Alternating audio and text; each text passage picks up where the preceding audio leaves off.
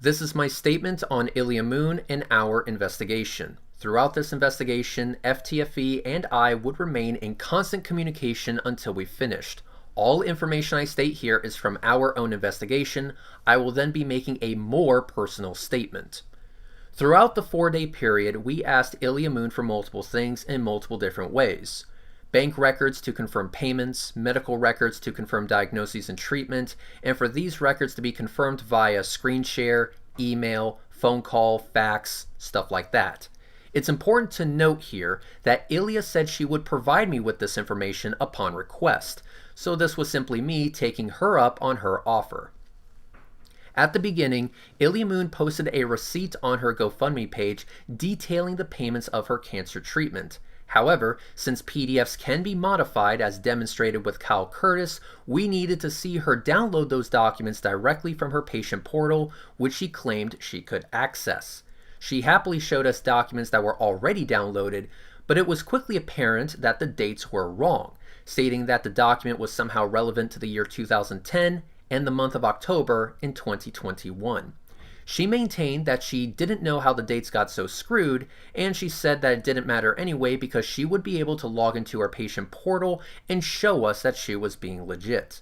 During this time, she was supposedly working from home and was constantly getting blocked from a work-related firewall of some kind that would basically not allow her to screen share anything.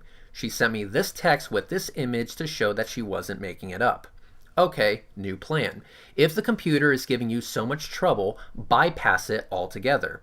I told Ilya to call the Cancer Survival Center directly and to do it over speakerphone, and then ask to have those records sent to her. Even though we wouldn't be able to see the records, we could at least confirm that they exist with the Cancer Center itself. She stated, "Hang on, let me get the number in front of me," and made the call. While on speakerphone, we heard what sounded like the front desk at a cancer survival center. Ilya asked what information was needed to verify her identity, and after giving the front desk a bunch of information, the front desk stated that they would send the documents to the email address on file, and it would be from their billing department. FTFE then had to go deal with family stuff.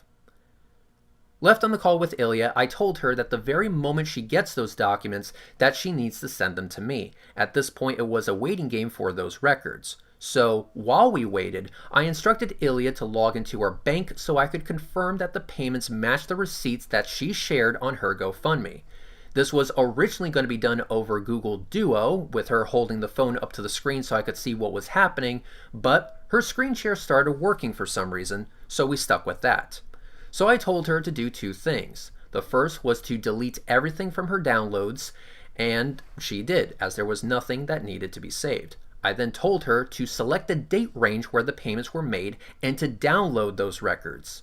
She then opened the Excel doc that downloaded, which was now the only doc in the Today folder of her downloads, and the spreadsheet showed 4 payments to Covient Health in the amounts that matched the receipt that she posted on her GoFundMe page.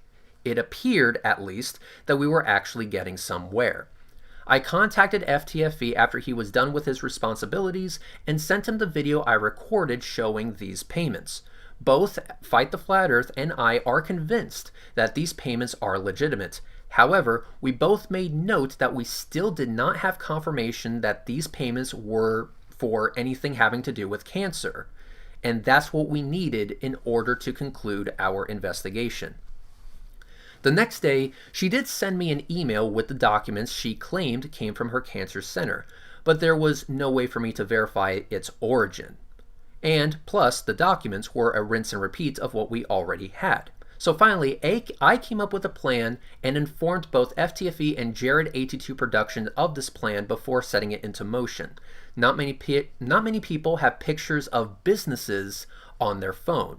And not many people have pictures of business signs with their thumb also in the image. So the plan was for her to drive to one of 2 locations. She was either going to drive to the cancer center directly and get documents from them, or to the dentist that supposedly discovered the cancer in the first place. Upon arrival, she was going to text me a picture of the business or hospital sign with her thumb in the image, confirming that she actually made the trip. If records could be gathered, she was then going to drive to FedEx or Staples or something like that and scan the documents to be emailed to me. That way I would have a scan of a physical copy. With the game plan now set in stone on Sunday, it was just a matter of waiting until Monday to put the plan into motion. Monday morning came and I called her around 11 a.m. After talking to her a bit about what was needed, she informed me that only the dentist would release records. I replied with, "Then drive to the dentist, and be sure to take a picture of the sign upon your arrival with your thumb also in the image." She said okay, and we disconnected the call. She would call me back once she was in the parking lot. I then called AT2 Productions and informed him that the plan was now in motion. After some time, Ilya called me back and stated that she had instead obtained a lawyer and never drove to the dentist. At this point, I was furious, and I demanded to know what the fuck was actually going on. She then informed me that she never had cancer in her jaw, and no dentist had ever discovered cancer in her jaw, that the documents she sent me were fake, and that the phone call we listened to was fake. The only thing that wasn't fake, supposedly, was the bank statements showing the 4 payments to Covient Health. She claimed that at one point she did have cancer and that she was struggling to pay medical bills. However, this does mean that at the time of the fundraiser, she did not have cancer in her jaw, and I have no way of verifying if she ever had cancer in the first place. On my final phone call with Ilya, I said something along the lines of "get a lawyer, lose my number, and go fuck yourself," and FTFE heard that call. Ilya then made a post on Twitter claiming that she was going to be refunding 100% of the donations that she received. I again have no way of confirming if this will happen or when. At the making of this video, FTFE has made his own statement on this, and Dapper Dino, who also promoted the fundraiser, has made his own statement on this. In short, Ilya Moon fooled me good. She fooled Dapper Dino, she fooled everybody associated with Sit Down with the Bunkers, and she fooled our community. To those who donated to Ilya, please keep a lookout for any refunds that come your way, as I have no way of verifying if she will actually follow through. That was an overview of our 4-day investigation. But now I must go over something else. It has come to my attention that I have been placed under the magnifying glass regarding the fundraisers I have promoted. To cut to the chase, the suspicion is that I skimmed off the top with Sean and Ilya, and that I made a profit from promoting these fundraisers. Nothing could be further from the truth. My only goal with Sean, Ilya, and Bull was to help them out. Nothing more and nothing less. Making any sort of profit was the last thing on my mind. To confirm this, I once again contacted Fight the Flat Earth and showed him my entire PayPal history multiple times over. We also confirmed this history with my bank via their online portal. I also took it a step further by logging in via FTFE's own computer through a program called TeamViewer, thus making it impossible for me to modify my financial records in real time. Every transaction in my personal account was scrutinized. This would include any payments from Cash App and Zelle.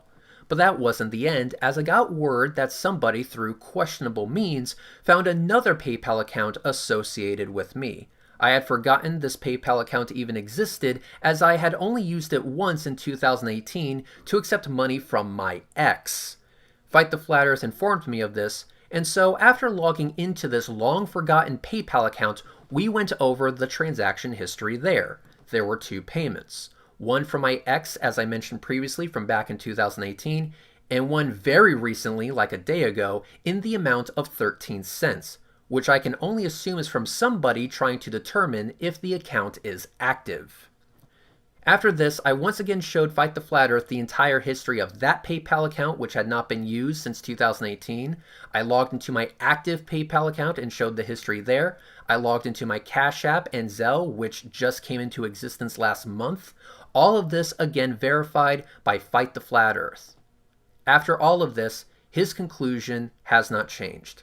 I did not make a dime trying to help these people. My goal was to offer help where I thought help was needed. That is my entire statement. Thanks for listening.